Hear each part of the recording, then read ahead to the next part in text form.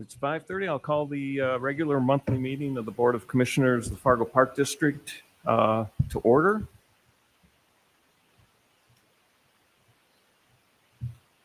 First item, board to approve order of agenda. Is there any changes, Susan? Nope. Good evening. There are no changes to the agenda. Okay. Do we have a motion to approve the board agenda? I'll motion to approve the board agenda. Second. All in favor? Aye. Just a quick comms check. Is Joe on? Okay, great. Next item for the agenda is the consent agenda. There are 6 items on the consent agenda. Do we have any consideration for these items? I'll move to approve the consent agenda as presented. I'll second. We have a motion and a second. Jeff, do you want to call the board? Yep. Commissioner Hill, Aye. Commissioner Abzey, Aye. Commissioner Deutsch, He's finding the mute button. Joe, are you there?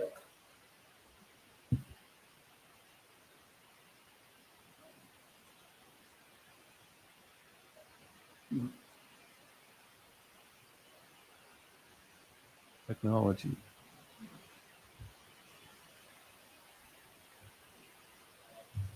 You want to wait or just? We can move. We still have a quorum, Okay. so. Commissioner Rosted? Yes. He approved? All right. Motion passes 4-0. All right, next item on the agenda is recognition of audience, public comments. I've got a statement that we read before that. We ask that each speaker who has signed up to address the board to come up to the microphone, state their name and address for the record. We'd also ask that speakers refrain from using this forum to criticize or complain about a specific employee by name. The board is interested in your comments and will listen carefully, but is not obligated to respond to or debate issues in this forum. Should you desire a written response to a specific question, you may request it. This evening, each speaker will be allotted a maximum of 3 minutes. As a point of order, if any speaker wishes to talk later in the agenda, comments are limited only to the agenda item at hand, and speakers must be first recognized by only the Fargo Park District president or me tonight. I'm the vice president. The president is not able to be at the meeting before coming to the microphone. Otherwise, a speaker may be ruled out of order and additional measures may be taken up to or including removal from the meeting. The Fargo Park Board Vice President, however, does not have to engage in dialogue with the additional speakers. We ask that you respect this request and act accordingly, and we've had a pretty good run with that. With that, I've got a list of 4 people, and I just want to say thank you all for coming here tonight. It's great to see your interest in the operations of our community and our park district. So general thank you to everyone. First one that's on the list here to speak is Deb Mives.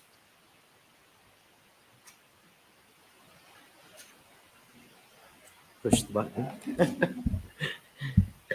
So I expected President Dawson to be here. So in this case, Vice President Rosted and fellow park board members, we are here this evening as valuable members of the community in support of Broadway Station remaining open until a viable permanent site be located or built.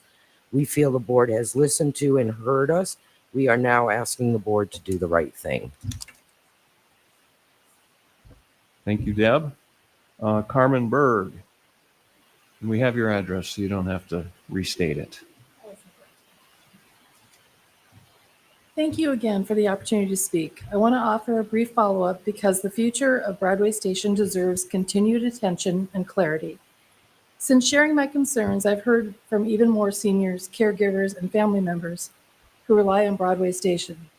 Their stories all point to the same truth. This location is not just convenient, it is essential. It is the one place where they feel welcomed, supported, and connected. That sense of belonging cannot simply be recreated somewhere else. My parents, for example, are able to meet 3 different needs in one visit: physical therapy at Total Balance, a nutritious lunch, and a day's scheduled activity. That combination is not a luxury. It is what allows them to remain active, engaged, and independent. What has become increasingly clear is that the conversation is being framed around the cost rather than the value. Yet the numbers speak for themselves. The annual lease of $101,500 is a fraction of the multi-million-dollar investments made in recent years that overwhelmingly benefit the youth programs.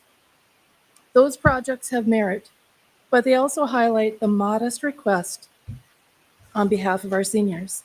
When tens of millions taxpayer dollars can be committed to new facilities, it is difficult to justify hesitation over continuing a lease for a space that already works and already serves hundreds of older adults. Another point that deserves real consideration is the possibility of purchasing the building. The Elzegel Shriners have a long history of community partnership.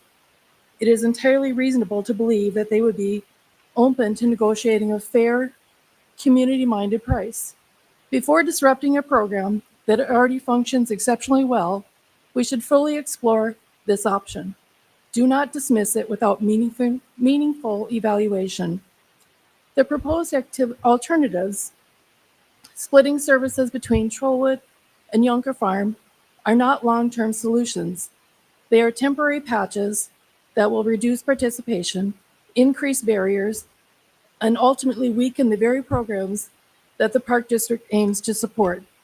For many seniors, including my parents, accessibility is not optional. My mother uses a wheelchair, an electric wheelchair. My father is legally blind, and they rely on MAT Transit to attend meals, bingo, cards, and exercise. If these programs are scattered across multiple locations, they simply will not be able to participate. Broadway Station succeeds because everything they need is under one roof. Broadway Station is a proven success. It supports mental health, physical health, reduces isolation, provides structure and purpose, and offers seamless access to total balance. These are not extras, they are fundamental components of healthy aging and far more cost-effective than the consequences of social isolation, which often leads to increased healthcare needs and greater public expense. This is not a request for something new or extravagant. It is a request to preserve what is already working. Continuing the lease for Broadway Station until a permanent solution for Northside Senior is identified, whether that's a new facility or the purchase of the current building, is a responsible, compassionate, and physically sound decision. It honors the people who built this community. Carmen, we've gone beyond our 3-minute time I'm window sorry. here. Can you please put a finish? Thank you again for your time and thoughtful consideration. Deb could have probably given you some of your time. All right, Representative Josh Boucher.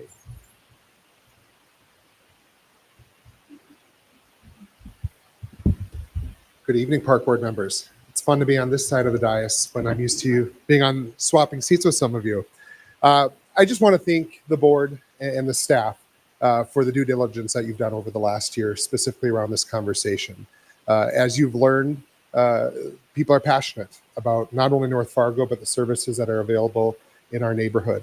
What I think was maybe seen as a sleepy feeding site has proven to be a robust community center. And as we continue the conversation going forward, I'm hopeful that we can talk about not only what you all have learned through your master plan, but also through the individual surveys specific to our seniors throughout the city, of the opportunities that maybe a new multi-generational facility on the north side might be able to provide us. The building we're in obviously shows us what happens when we put our right foot forward and we invest in our community with some intentional planning. And as Northsiders, I think we certainly hope that we can see an investment on our north side. As I shared in my letter with you all this weekend, the north side has experienced a lot of shock and change recently. As we do see declining population at times, with growth happening to the south of a very long city, our elementary schools are significantly changing. While certainly there is mourning and loss with the closure of the identities and the culture of many of our elementary schools, the fact that as a core neighborhood, we will have a new investment of a building that is dedicated and built for modern education is an opportunity for us as Northsiders. And so I'm hopeful that as the conversation progresses, for you all to make a decision this evening, that you'll consider making a multi-year commitment to the current facility, Broadway Station, so that we can do some more long-term planning on the north side and work in partnership with you all. And again, as I indicated in my letter and provided with a hyperlink, we just came back from a special session in which we are deploying $198 million a year for the next 5 years related to rural healthcare transformation. And while we in Fargo might not consider ourselves rural, the United States government considers us rural. And so there may be opportunities for us to tap into some of those resources, specifically with one of the pillars of the state is to make sure that we're addressing chronic disease, obesity, and loneliness, which obviously what you've heard from the consumers of Broadway Station, that space has done. And I think we can do an even better job to reach even more people aging in our neighborhoods. So with that, again, I thank you for your time and your diligence and the work that you all have done, and look forward with us hopefully moving forward together in a positive light in partnership for what might be new on the north side over the next few years. Thank you. Thank you. And my sincerest apologies. I said representative. It's Senator Boucher. Was a representative for a while though, before Was. being a senator. All right. Jackie Cox is listed. Is Jackie here and going to speak? Okay. We'll need your address, Jackie. You can just say it at the speaker.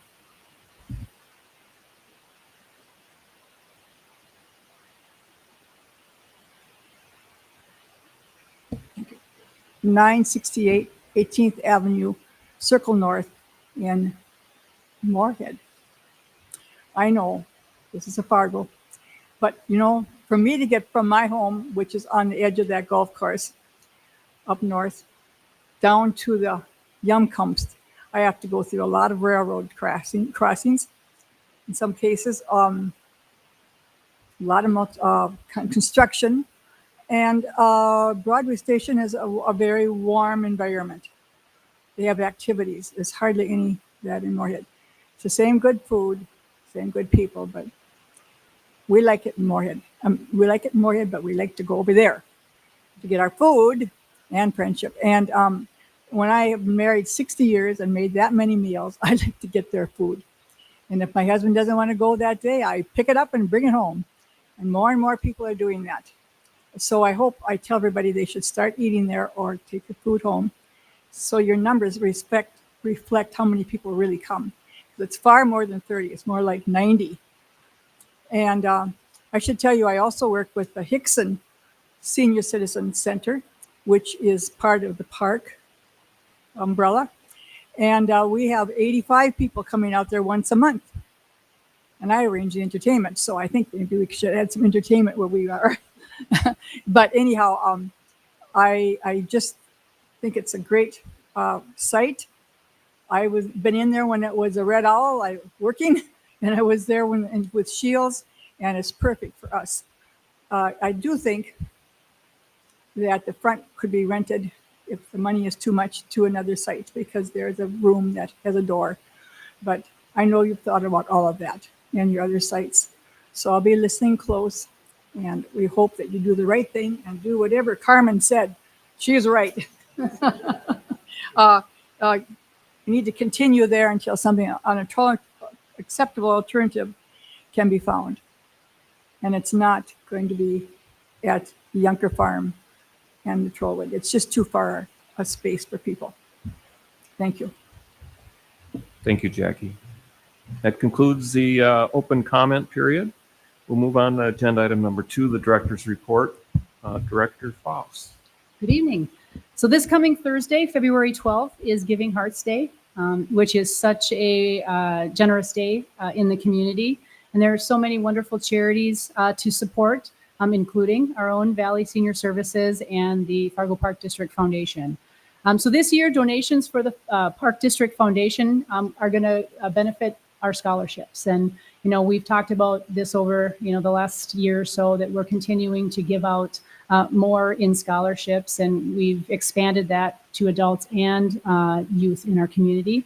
And every dollar donated by the end of the day on the 12th will be matched up to $10,000 by Brian and Patricia Smith, their family. So, which is wonderful. And then there's also Valley Senior Services. The donations always play a supporting role in meals, transportation, and just the essential resources that Valley Senior Services provides the community. So that is it, unless there are any questions for me.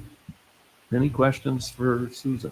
I do have a question about the Osgood golf manager. I saw that that position has closed. I'm just curious how many applicants we've had for that position.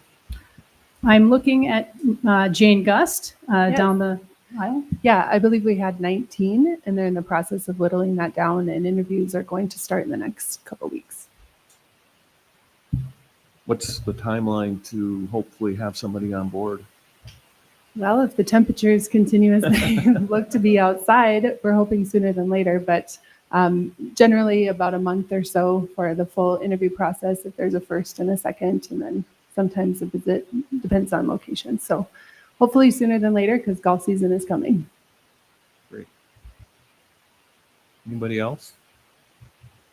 All right, let's move on to item 3, the easement agreement with Inter-Midwest Holdings LLC, the Fargo Park District and Metro Sports Foundation. John Crom, presenter. Good evening, John. Thanks for coming. Good evening. Thank you for having me. Appreciate you putting us on this agenda. We know it's a little out of the process of what we should have done, but it kind of came to us last minute. So we have some slides that we did share, and what we're coming here today to seek approval for is really an easement agreement, which is a parking agreement for, if we can go to the different slides, what we call the quarter pie. This is Veterans and 32nd. This is the undeveloped land that's owned by Urban Plains. Lot 5 has been closed upon. What Urban Plains is required is any purchaser to sign an easement agreement allowing Shields Arena to park at their location. Some are after hours. This one, for example, is not. So what it requires is Metro Sports approval. It also requires Park District approval. And a little history, 18 years ago when the building was built, this was the plan that all of these lots would have this cross easement parking, because there's not necessarily designated parking just for Shields Arena. So that's what we're coming today here for, is to talk through and get to seek approval for that. If you go to the next slide, I'll show you the picture. All of the green area is what we'll seek to get parking easements for. Currently, we have lot 5. We'll be back very shortly requesting it for lots 1 and 2, which could happen within the next 15 to 30 days, if not sooner. So what we'd ask the park board to consider is just a blanket agreement to approve these easements, so that way we can work with Susan to get them signed as they come through land sales. Questions? So to put it in street terminology, it basically, this agreement will just allow patrons to park in any of the parking lots, and we're all Correct. good. They would be recorded easements that allow Shields Arena people to park. So for example, the YMCA daycare behind the building allows Shields Arena to park there after 5 p.m. and on weekends. So it allows our patrons and fans to use that lot. And if the convention center comes in, that's We'll be not back gonna- to the park district at that time. Let's not jump off that bridge when we get to it. I think this parcel, I think, just traded recently too. So I would imagine the new ownership group probably, I don't know what their timeline is to construct what I believe they're going to construct, but now we think this will last after they construct their property there. They'll more than likely have a parking lot. We'll still be able to use that. Shields Arena will still be able to use that. Correct. Have that easement agreement in place. Okay. Any other questions, or do we have a motion at hand? Well, I have no other questions. I would make a motion to approve the easement agreement as presented. Second. Joe seconds it. Jeff, you want to pull the board? Commissioner Hill, Aye. Commissioner Abzey, Aye. Commissioner Deutsch, Aye. Commissioner Rosted. Yes, motion passes 4-0. Thanks, John. Thank you. All right, what everybody's been waiting for. Agenda item number 4, Broadway Station lease renewal. Susan Foss and Jane Gus, presenters.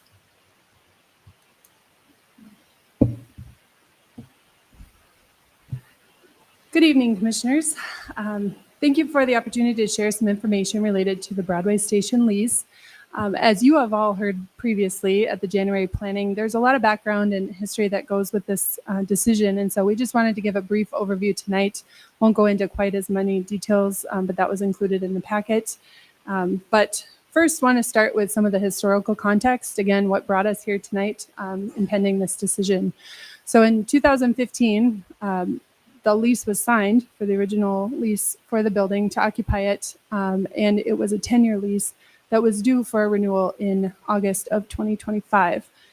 With that, there are periods of notice that are common in these kinds of leases. And so conversations started even prior to that about what we would do if the lease came up, what would be our recommendation.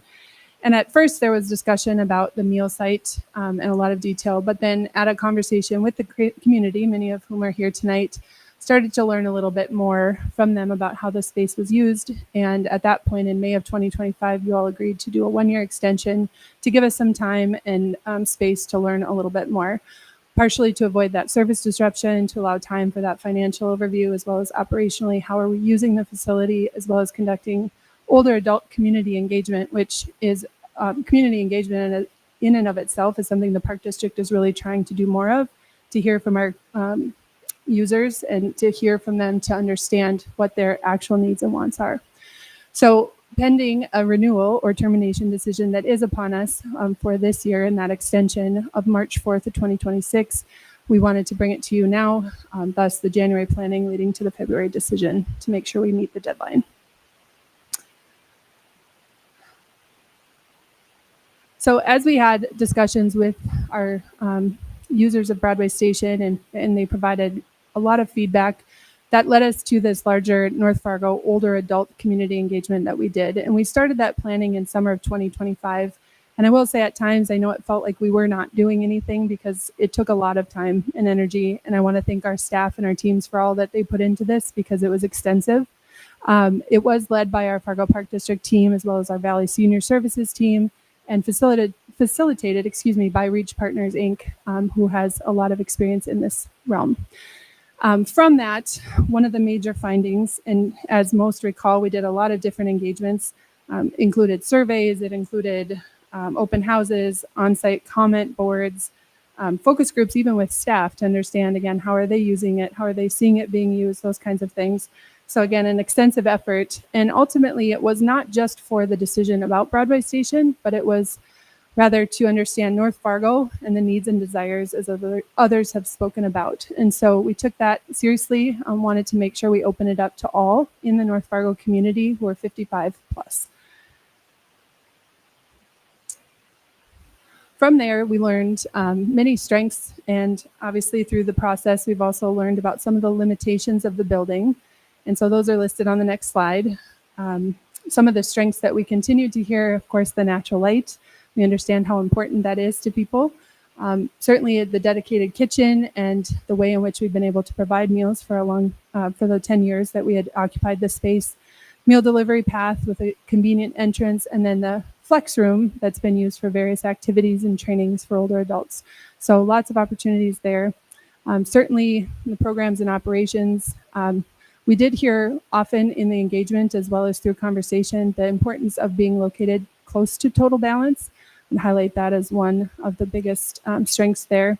And then certainly to reiterate what was shared at the January planning for the community engagement as a whole, we learned that they see Broadway Station as more than just a location or a meal site, but that it's more of that ecosystem, meaning all things that they have access to from a programming standpoint, meals and community are all happening in one place. And so, again, heard that loud and clear, and we appreciate that feedback. Some of the limitations, again, they're listed there. I don't need to read them to you, but certainly not owning the building is a piece that creates challenges. And it's not saying that our partnership in that has been bad. It's just saying that it does come with some obstacles and further discussion in some time. So that is something that has been expressed. And it doesn't at this time have opportunity for expansion, but we'll certainly explore that further based on recommendations too. As far as operational constraints, the rent is higher than we pay at any other site. We've been over the costs, and Susan will share a little bit more about future costs. But again, all things that we've taken into consideration and heard and learned through this process. Next slide. So this, we just wanted to show the annual cost. The actual cost of 2025 is now in. Some of the challenges with that amount, so I know the 101.1015, 102, it's been shared. The challenge we face is that there are fluctuating costs at times with CAMs, which is the common area maintenance fees. So for any of the maintenance, depending on how small or big the project is, gets assessed to all of the participating entities. And so sometimes that's a moving target for us. But last year, just to report, 97,404.69 was our total cost. You can see that the CAM, end of the year CAM has continued to go up at times. But again, based on projects, that's going to fluctuate from year to year. So most of the costs that you will see when Susan comes up are estimated costs, not knowing what the final number is. But we used averages and adjusted as much as we could. Lastly, we just wanted to share that in this exploration on the side of the community engagement that we were doing, we also did go out and visit and talked with, but did visit some locations, over 14 in North Fargo, just looking for those potential partnerships or opportunities where we could potentially expand, offer different programming for different pockets of North Fargo because it is expansive. And they included churches, community organizations, rec facilities, as well as public spaces. And while many had multi-purpose or shared spaces, they also are running their own programs. So we would be at the discretion of them and what they would have coming. Some things are unplanned, like funerals. So unfortunately, then that could cause delay or disruption to services. And so really, we did not find another location that hadn't been talked about that would serve the same need as that ecosystem that was described. So again, thank you for your consideration. Thank you for being with us on this decision. I'll turn it over to Susan so she can come up and talk through the options for consideration in front of you tonight and provide the recommendation.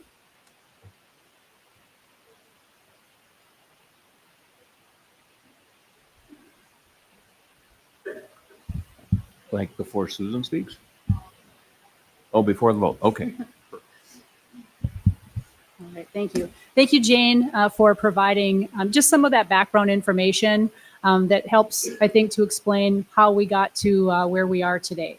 So tonight, I am presenting some options for the board to consider. The first option is to not renew the lease. The second option is approval of a 3-year lease extension. And then the third is an approval of a 5-year lease extension. Some of the reasons, I think why, as far as trying to make this recommendation, why the lease should not be renewed that we've talked about. And really the biggest one is cost. Jane touched on it. The cost for the lease is much higher than what Valley Senior Services pays at any of the other locations. And those dollars could be reallocated to programs, transportation, or other essential services that Valley Senior Services provides. And I think the other is just some of the accessibility constraints with the parking lot, a lack of handicap parking, and really no room for expansion, which restricts some of our ability to meet future programming needs. All right, and then some of the positives or benefits of renewing the lease is, I think what we really learned through the engagement process is Broadway Station it's a community hub. It's a gathering place for seniors, and we heard this consistently throughout the engagement that was completed. We recognize that Broadway Station serves much more than just a meal site. It is a place where people gather, they socialize, receive services. It's kind of that one stop shop, if you will. And that's important. It's important for all of us at all of our ages, but especially as we do age. I think a lease extension also allows staff some time to really develop programs, and it gives us time, a little bit more time, to evaluate some long-term options. I don't feel that Broadway Station is a permanent spot. It doesn't work for many of the reasons that we've shared. But for right now, it is a place that people love, and I think renewing the lease also guarantees that there's no disruption of services, which is important for the people who are currently participating at Broadway Station. So the next slide really breaks down potentially what the cost will be. So comparing the 3-year and the 5-year renewal. The top section really lists the annual rent, and then the bottom section completes that with the CAM and utilities that Jane mentioned when she spoke. So overall, the total cost for 3 years would be around $312,000, and then if it were a 5-year option, that total cost would be about $522,000 plus. So just to show the difference between that 3 and the 5-year lease. So, my recommendation, and we've had, many conversations, and I think many factors we're taking into in making this recommendation. But my recommendation is to renew the lease for 3 years. I think that if Broadway Station was used only as a meal site, I think the cost would be prohibitive. But what we found through the engagement and what we've heard from many of the participants there, it's much more than that. It's an essential place where people are receiving those services and gathering, and it's important for the north side of the community.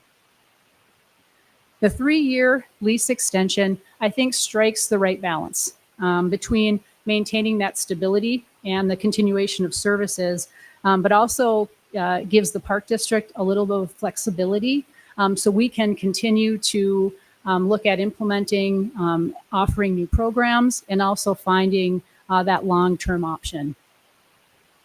So it's further recommended throughout the process. We've learned that, with Valley Senior Services, what they focus on is it's meals, it's nutrition, it's transportation, it's those essential resources in the community. And then what the Park District does really well is recreation, right, and programming. So I would recommend that the cost is shared between Valley Senior Services and the Park District. And if there is a decision tonight to renew the lease, staff will begin immediately working at planning and then implementing some new activities and programs that really support that central ecosystem that we heard was so valuable to the people in our community.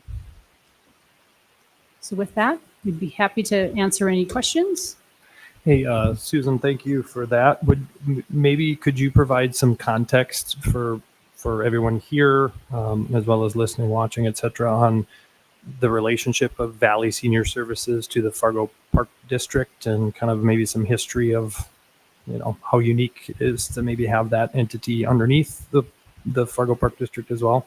Yeah, so Valley Senior Services is a department within the Park District, and it's very unusual to have the services that Valley Senior Services provide in a Park District. Typically, those are services that are really provided by the city. They're a standalone nonprofit or the county. But this is a kind of a partnership, and Valley Senior Services and the Park District have been together for many years. I don't know the exact year, but we provide support administratively. They utilize, our human resources, finance. So we provide all of those support services for Valley Senior Services. Thank you. And I think from my understanding, in order to get federal dollars to help with meals, they need to have a publicly elected, basically governing board is kind of the history behind it, right? Yeah, and that is it kind of came to the park, as you said, probably not very common. It would be with the Right. Park District, because most park districts don't have publicly elected boards, but it's just kind of a unique relationship too. Thank you. Joe, do you want to make comments? Sure. Can you hear me? Yep, go ahead. Oh, perfect. Thank you. First, I want to apologize thank you, Susan, for your proposal. I want to apologize for not being able to be there in person tonight. I'm actually in Washington, D.C., advocating for physical education, health education, and lifelong physical activity. That being said, lifelong physical activity, right? I appreciate everything that came out of that engagement survey. I appreciate the people who took the time to fill that out in detail so that we could understand that this site was obviously much more than simply a place for people to have lunch. Valley Senior Services mission is to provide those meals and try to provide those meals as many places as they possibly can with the dollars that they have. The Park District needs to provide recreation for everybody in the community, however that looks. So for that reason, I completely understand the passion and energy that people came and brought up. So fast, quick story.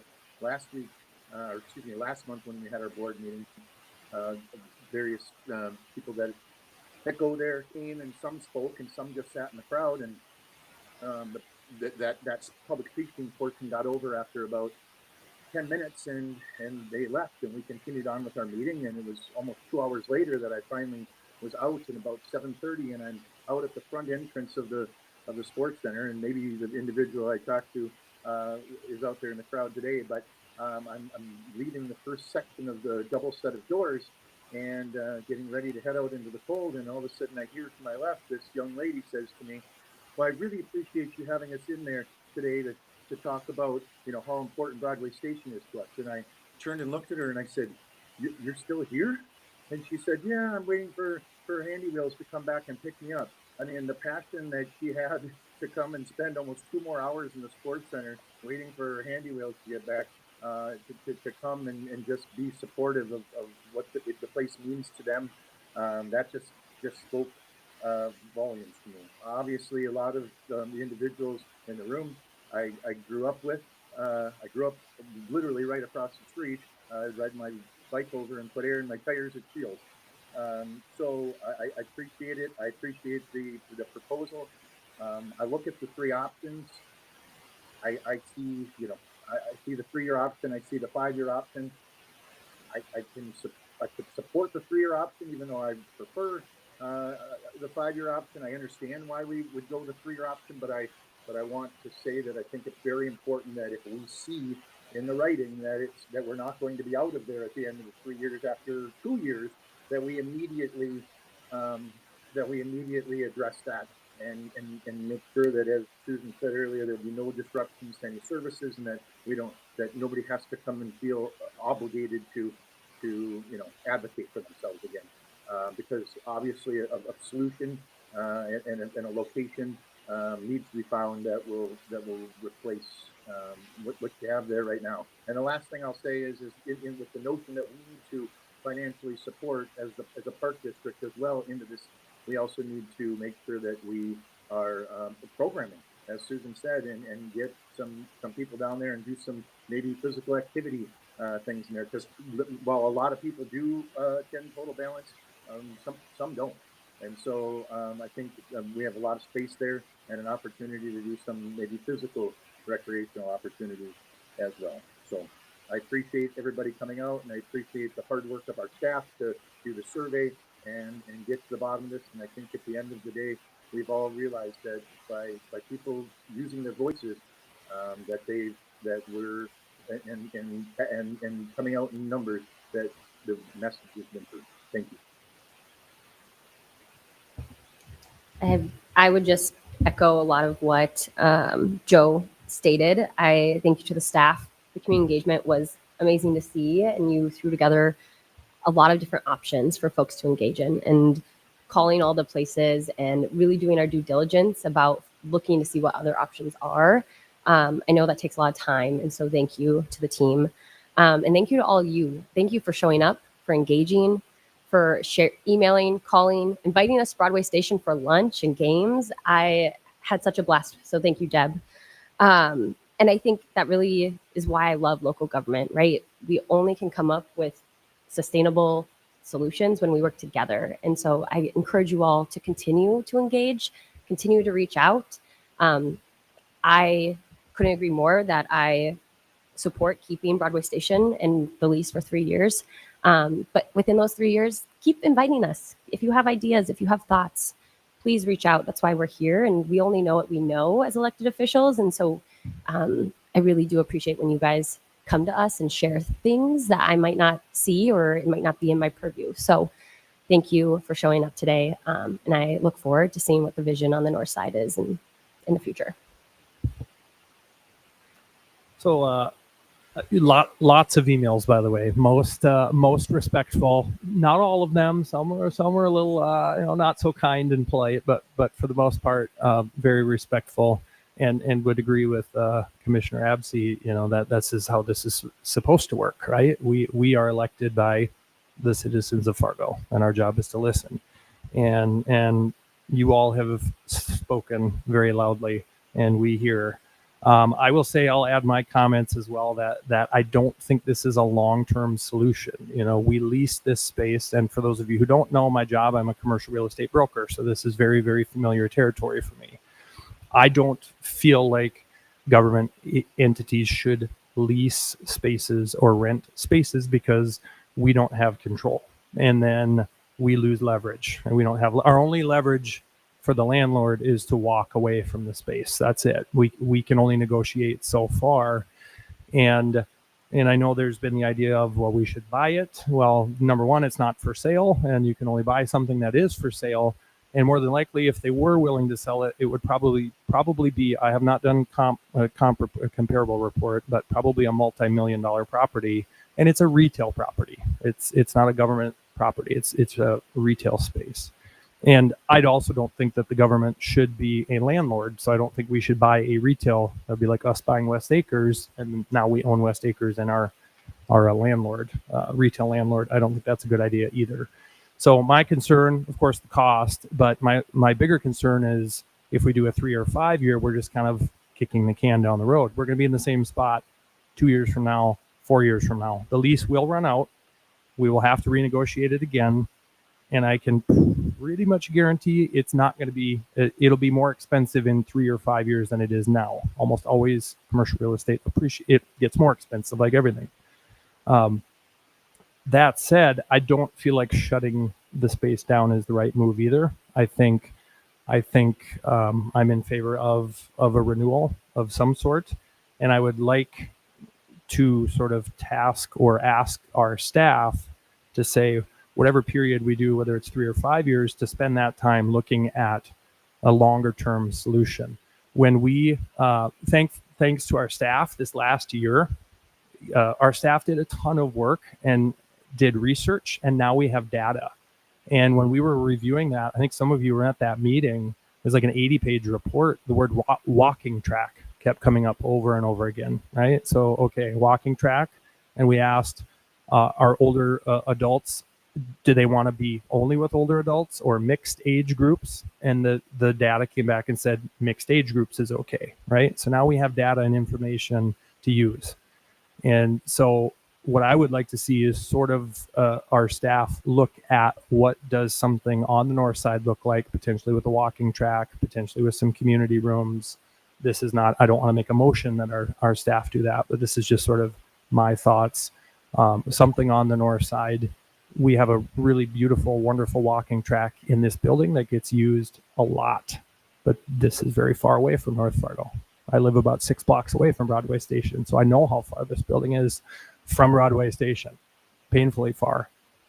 Correct. And so with that, I would say I am in favor of a lease renewal. I tend to lean more towards the 3-year option, just to sort of say, let's not delay this any further. Let's continue to look at a potential, I'm going to call it a permanent solution, but nothing's permanent, right? Even if we find something, we buy it, we build it, nothing lasts forever.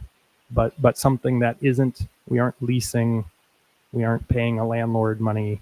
It's something that we own, the community owns, and potentially there's partners. We could work with the county.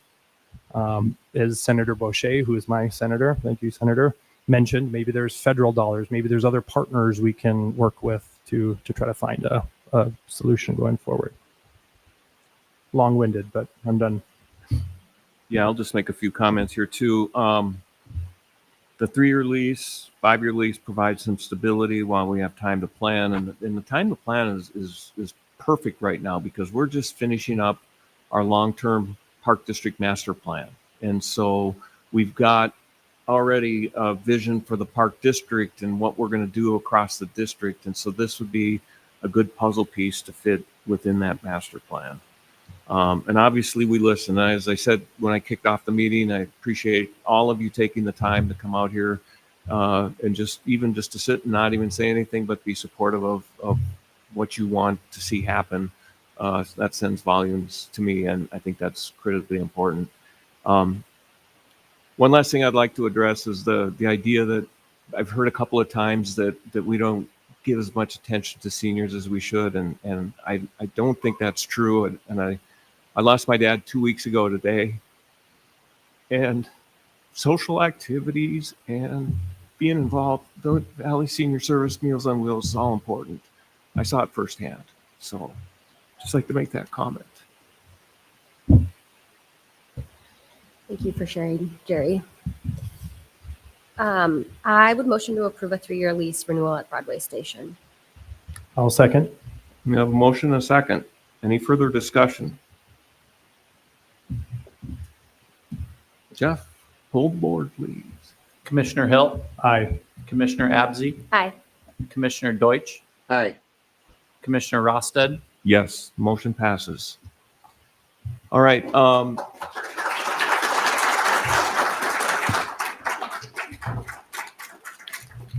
We should be clapping for you. You guys made this happen. We're going to take a 5-minute break just to let everybody that's wanting to. Oh, yeah. Okay. Vicki Dawson could not be here, President Dawson, and I want to get this in the record. I should have done this before the vote. I forgot. When we learned the rent at Broadway Station was increasing significantly, staff began working to learn how many people utilize the space for not just meals, but also for social activities and meetings. Fargo Park staff spent time researching possible locations to serve this group of North Fargo residents. This is what is expected as an organization funded by Fargo taxpayer dollars. There's been much consideration and public input. At this time, I believe the best choice for Valley Senior Services, the Fargo Park District, and most importantly, the residents of Fargo, is for us to sign a 3-year lease at Broadway Station. So that's Vicki. Sorry, Vicki, I should have done that. All right, now we'll take a 5-minute break to let everyone that's not sticking around for the rest of the joyous meeting to depart. But you're all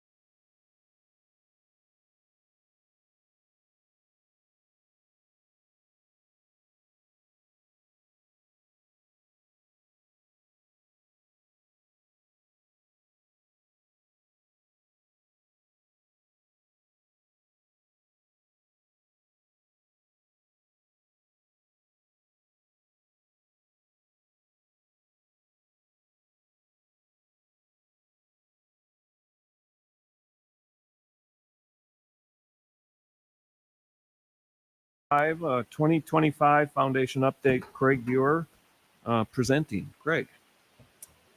Good evening, commissioners. My annual trip to the Park Board Commission meeting here to talk about the previous year and accomplishments and highlights of the foundation work. So that last year went really quick, and we're back here to talk about foundation. And I would summarize 2025 as a year of celebrations. We opened up phase 2 of the Sports Center facility just over a year ago. And again, to work in this building and to see the activity and the impact that this building has had in our community is just hard to put into words, honestly. As you go through your packet, if we could go to the next slide.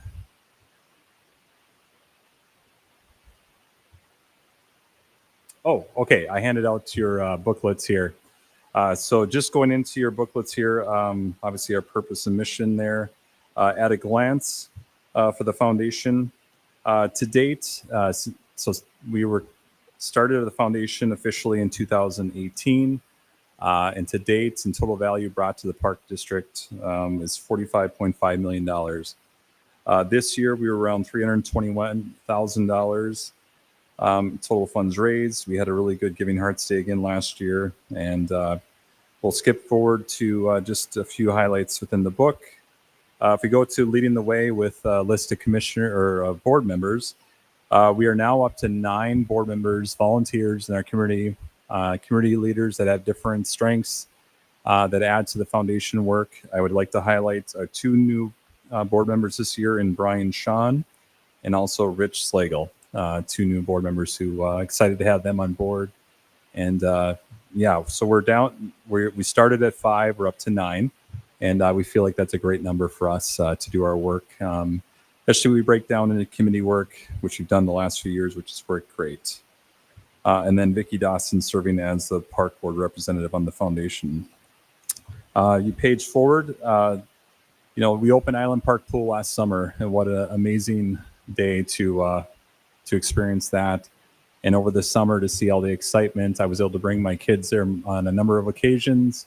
My son's baseball team, and actually they're Legion players. So that was kind of fun to see a bunch of 16, 17, 18-year-olds act like excited young kids again. So, but to see the number, nearly 65,000 visitors to a Fargo pool, that's an amazing number.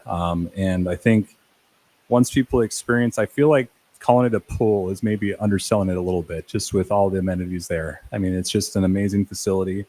The foundation was able to raise $1.5 million towards that project. The cornerstone of that was the Qualvog family gift for the competitive pool. That gift was obviously a huge lift for us to deliver such an amazing end product to our community. So we look forward to new projects there as well.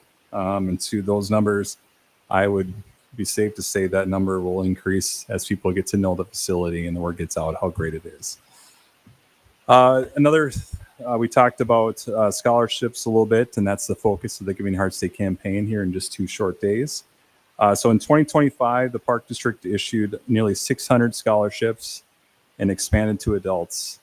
So the foundation was able to fully fund that at over $85,000 this year, in 2025.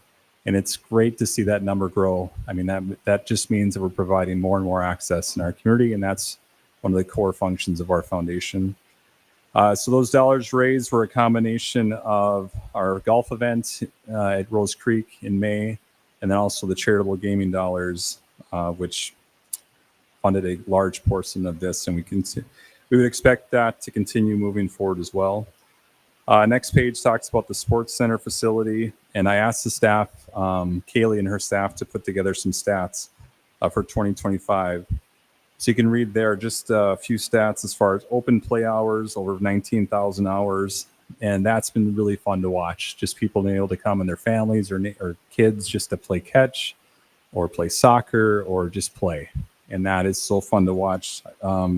People getting to experience that, especially as our weather changes every year. The Park District programming, over 3,000 hours of Park District programming. That's a number that I would anticipate will continue to grow each year. And then just birthday parties, and then 68 different organizations utilize this building. That's actually more than we predicted when we were planning for this facility, and we're early in the stages, so that number will continue to grow as well. And also 37 tournaments. That is a lot of activity in one building, to say the least. Next page, charitable gaming was an endeavor we've been talking about for many years as a foundation. In 2025 was the year we were able to get it going. An important step was getting the right staff, and Christy Nelson, who was hired at the end of 25 as a full-time employee of the foundation to run our charitable gaming. We're at 4 locations at Edgewood Tavern, CJ's Tavern, Kingpins, and Sweet Shots. So 4 locations. We can have up to 5 in the city limits of Fargo. So that'll be a goal for next year is to continue to expand. But a conservative number is we raised over $110,000 through that gaming fund, pure profit to support Park District programming scholarships, and we'll continue to see that number grow in the future. Also, having commemorative or memorial trees and benches, we saw more and more of those as people understand that that option is now out there. Our endowment fund is at $107,000 currently. And again, part of our goals for this year is to expand that and get people aware of that great opportunity that's unique to Fargo. And then community impact and celebrations. Opening phase 2 of this building, the Island Park Pool, 2 amazing projects for a community of our size that we were able to do last year. So a few things to highlight for this year in 2026. Growing the scholarship fund will be a major part. We can anticipate that number growing, and we want to meet that need for our community. Also, the endowment fund, our goal is to double that number this year. And then brand awareness. I think that's a major focus of ours, is just making people aware of who we are and what we do, and the impact that we have to our community. And then, again, the reminder, Giving Hearts Day is in 2 days. Brian and Patricia Smith, who are supporters of our foundation, have put up $10,000 for our scholarship fund. So our goal is to match that here this week. And at this time I'll open up to any questions, comments. 2 questions, Craig. Thanks for the update. Do you know how many new dollars were raised in 2025? And then the kind of follow-up or side question is, the goal was always a 50-50 private-public split of this project. Obviously, Sure. As the project continues to evolve or grow, do you know are you still tracking where that is and where are we? Sure, great question. So last year was around $321,000 in new funds raised by the Park Foundation. The Park District's contribution has been that steady number every year, $275,000. Our budget obviously changed greatly with adding charitable gaming. So our overall budget is in that more of a $500,000 range each year. So I'd say certainly with our long-term plan is to be more self-sustaining moving forward. And between the endowment fund, charitable gaming, other options, that's certainly is still a goal of ours to maintain that moving forward. And the 50-50, would you say, are you still keeping track of that, or is the foundation still kind of tracking that, or the 50-50 public-private goal? Yes. Or you're saying for the sports center? Sports center, just for the sports center. Oh, sure. Yeah. Yes. Private the construction costs of the building, and I have to look at Brockett. This one is around $92 million, give or take. And the contributions to this facility, I think we're about 37%, give or take. I'd have to finalize that number.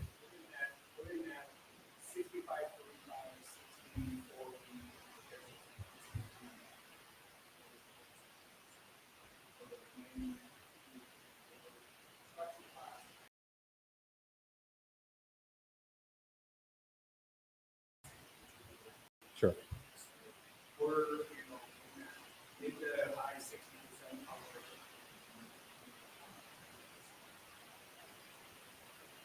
Okay, 60-40 there for those who are listening. Sure. And we're still pursuing opportunities here at the facility. As the Smith family just got named the last community room just here in the last couple months. still actively talking about their parts of the facility. So yes, at the pool, at the sports center, still raising funds to help that ratio as much as we can. When folks are donating to the foundation, do they get to choose where their money is going to, if they're like for scholarships or if they want it to go to the endowment or sports center? Yes, great question. So yes, there are general gifts that come into the foundation, but a very high percentage of them are very specific to either the sports center project, Island Park, scholarships, endowments. So yes, they have the option to choose very specifically what they would like to choose to give to.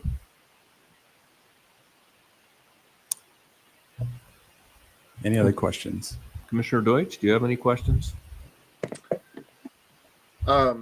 Yes, I was just going to ask, Craig, so you said the Smiths, can you say that again? I don't know. Did you say that earlier? Who did the naming rights on that?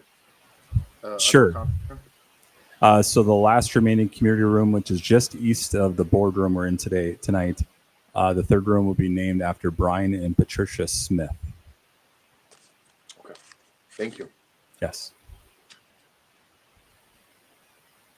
I don't have any questions. Just some comments here, Craig. Nice work on the annual report. The foundation is doing a good job with the scholarships in particular. I think that's critically important, and keep working in that direction. Okay. Thank you. And special thank you to the marketing team for their work on the annual report. I just give a few data points, but they make it look great. So, all right. Thanks, everyone. All right. Thank you, Craig. We'll move on to item number 6, Governance Committee Update. Commissioner Hill presenting. All right. Thank you, Commissioner Rosted. So we reviewed the policies we reviewed were board culture, committee structure, and commissioners addressing board member violations. Just confirming that the current practices match the policy and kind of looking at updates needed. We looked at board culture, so we confirmed how the consent agenda works. We had some discussion on that, and I think there was some a question. We did have a individual in attendance as well, so a question on what happens if a member of the public would like to specifically address something that's on the consent agenda. And so we sort of recommended just some sort of notification prior to the board meeting to either a commissioner or executive director or staff member. We did discuss the legislature had changed or added a law this last session about public comments, and we already do have a public comment section as we saw tonight. So we believe we are in compliance with the state law or the new state law. And then we had a brief discussion about the president's public comment statement. Maybe it's a little too long, and could we either shorten it, or I think we mentioned that the city just puts it up on a screen. So maybe we just have it up on the screen during that time. I know we've talked about this for a while since I've been on the board, is it seems a little harsh, and we want to make sure people feel welcome to come and share comments. We did have a couple of changes which were approved in the consent agenda, item F tonight, and one of those was the broadcast of these meetings.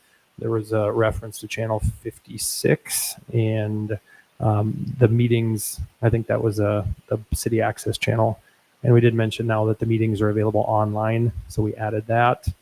And then we did add, or we basically struck language out of the committee structure. So it was previously written that if you are a commissioner and you are not on that particular committee, the language said you could attend as an audience member, and we just struck the sort of audience member. So sort of communicating that the other commissioners can participate. They're not just there as an audience member.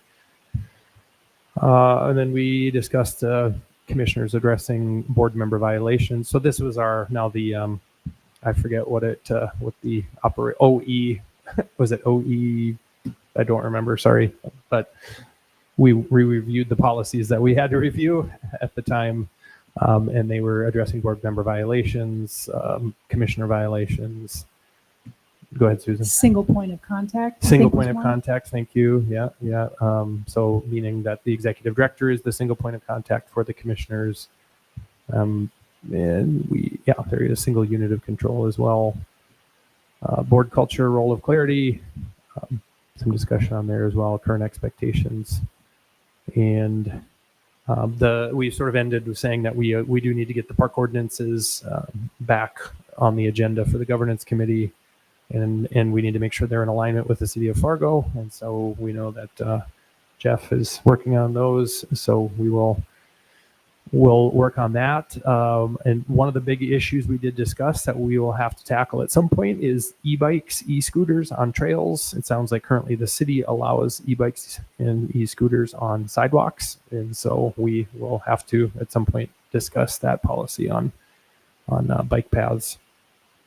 And then had some other discussions about Gaming Trust Foundation and the monitoring forms. So Commissioner Deutsch, we're still working on getting a better system of allowing each commissioner to be able to go in and fill out the forms when we're filling out our forms and our commentary, and did also had the discussion we cannot do in sort of an open OneNote because we need to make sure that each commissioner's comments are closed, and so I can't see your comments and vice versa because that could constitute open record or public meeting.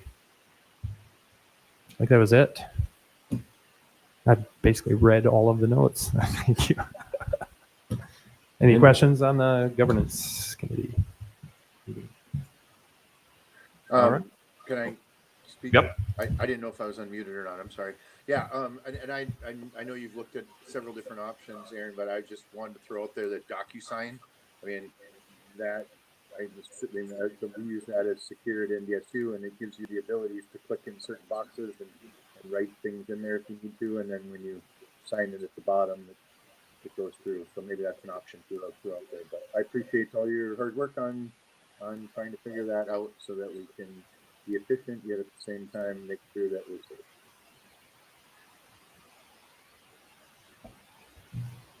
All right. Let's move on to item 7, planning committee agenda, planning committee update, and I'm the presenter on that one. Planning committee met on Wednesday, January 21st. We spent a lot of time going through the North Fargo Older Adult Community Engagement Project. A lot of time on that. And then we segued into the Broadway Station lease discussion. Jane Gust and Paul Grindeland presented on that, got a little history of the Broadway Station and usage and current roles and community feedback and financials and all the way down the list. So I have 3 pages of notes from the planning committee that all talk about Broadway Station and the North Fargo Adult Community Engagement Project. And I think we went through a lot of that earlier this evening as well. Then we moved to something really exciting, equipment bids. Tony Schmidt had 12 items that we approved in the consent agenda. And then we finished up with the consideration of the Selkirk 4th edition MOU. And it was just kind of cleaning things up a little bit. There wasn't enough space for a playground. So we did a deal with the Brookstone payment in lieu of park there. So, and then the committee adjourned at 9:49. So good long meeting. Any questions on that one? All right. I think we're at the end of the agenda. Does anybody have a motion to adjourn? I just have another, sorry. Oh, One, this is super great. I'm so excited to look through it. Are the new scholarship, or when Cassie presented about the scholarships, and is that all in here? This one? Okay. yeah, I haven't looked at it yet, but it looks very nice. They do a great job. Anything else? I just Anybody want want? to thank staff for accommodating me tonight and letting my voice be there, even though I couldn't be with you in person. And thank you to everybody for all their hard work. Thanks, Joe. I'm still waiting for a motion. Motion to adjourn. to Oh, there we adjourn. go. All right, adjourn.